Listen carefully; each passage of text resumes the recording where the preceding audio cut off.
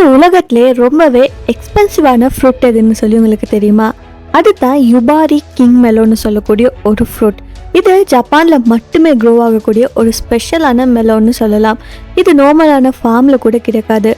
பர்ஃபெக்டான டெம்பரேச்சரில், பர்ஃபெக்டான சாயிலில், பர்ஃபெக்டான சன்லைட்டில் மெயின்டைன் பண்ணுற சூப்பர் ஸ்ட்ரிக்டான ஃபார்மிங் டெக்னிக்ஸ் எல்லாம் யூஸ் பண்ணி க்ரோ பண்ணக்கூடிய ஒரு பிளான்ட்னு சொல்லலாம். ஸோ இதில் என்ன ஸ்பெஷல்னா, இந்த மெலோன் ஒவ்வொன்றுமே ஹேண்ட் பிக்டாக, ஷேப் பர்ஃபெக்டாக, ஸ்வீட்னஸ் பர்ஃபெக்டாக, ஸ்மெல் கூட லக்ஸரியான பர்ஃப்யூம் மாதிரியே இருக்கும். ஜப்பானில் இதை ராயல் ஃப்ரூட்னு சொல்லி கன்சிடர் பண்ணுறாங்க. பட் இதோட ஷாக்கிங்கான பார்ட் என்னென்னா, இதோட ப்ரைஸ்னு சொல்லலாம். ஸோ இதோட ப்ரைஸ் எவ்வளோ இருக்குதுன்னு சொல்லி கெஸ் பண்ண முடியுமானவங்க கமெண்ட்டில் சொல்லுங்கள்.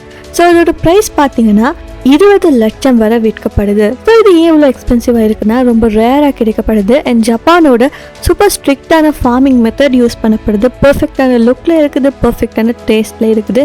அண்ட் ஜப்பானில் இந்த ஃப்ரூட்டை கிஃப்ட் ட்ரெடிஷனாக யூஸ் பண்ணுறாங்க. அதாவது ஜப்பானில் லக்ஸரியான கிஃப்டாக இந்த மெலனை கொடுக்குறாங்க.